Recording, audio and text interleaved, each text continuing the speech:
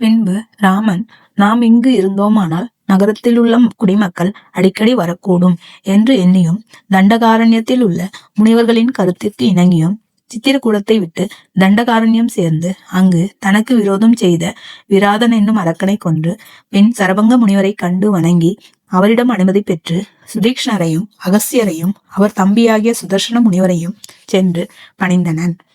அகஸ்தியரும் தனக்கு இந்திரன் கொடுத்த வில்லையும் கத்தியையும் அழிவில்லாத அம்புகள் நிறைந்த அம்பரா துளிகளையும் வாங்கி கொள்ள வேண்டுமென்று ராமனுக்கு சொல்ல அவனும் அங்கனமே அவற்றை ஏற்றுக்கொண்டனன்.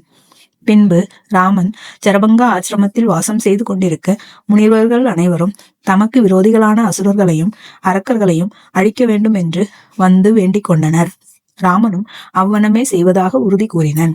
அங்கு அப்பொழுது நினைத்தபடி வடிவம் கொள்ள வல்லவளான சூர்பனகை என்னும் ராட்சசி வந்து துன்பம் விளைவிக்க அவளை காதையும் மூக்கையும் அறுத்து மானபங்கப்படுத்தினன். பின்பு சூர்பனகையின் தூண்டுதலால் போருக்கு வந்த கரண், தூஷணன், திரிசிரன் முதலிய அரக்க அனைவரையும் ராமன் போரில் எதிர்த்து கொன்றனன். ஜனஸ்தானம் என்னும் இடத்தில் இருந்த 14,000 ராட்சசர்களையும் ராமனால் மாண்டு போயினர். பின்பு ராவணன் தன்னுடைய உறவினராகிய கரதூஷணாதியோர் மாண்டு போயினர் என்று கேட்டு மிகுந்த கோபாவேசம் கொண்டு சீதையை கவர்ந்து செல்ல துணிந்து அதற்கு மாரீச்சன் என்னும் அரக்கனை துணை வேண்டினன். அம்மாரீச்சனும், ராவணா, ராமன் மிக்க பராக்கிரமுடையவன், அவனோடு பகை கொள்வது உனக்கு நன்மை அன்று என்று அவனது சொல்லையும் செயலையும் மறுத்தனன்.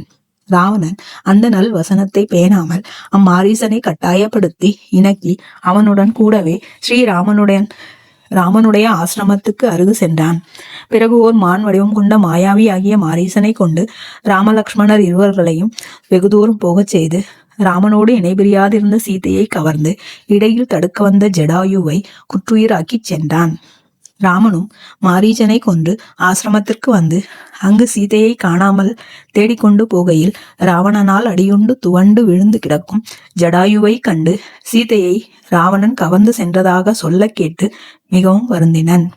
பின்பு ராமன் ஜடாயுவுக்கு பிரம்மமேத சம்ஸ்காரம் என்னும் ஈமக்கடனை செய்து முடித்து அவ்வனத்தில் சீதையை தேடிக்கொண்டு போகையில் மிக விகாரமான உருவத்துடன் பயங்கரனாயிருந்த கபந்தன் என்னும் அரக்கனை கொன்று அவன் வேண்டிக் கொண்டபடி அக்னி சம்ஸ்காரம் செய்ய அவனும் ஸ்வர்க்கம் சென்றான்.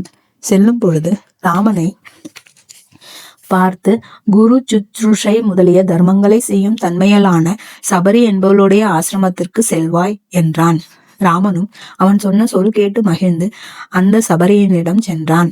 அச்சபரியும் ராமனை மிக்க ஆதரத்துடன் நன்றாக பூஜித்தாள்.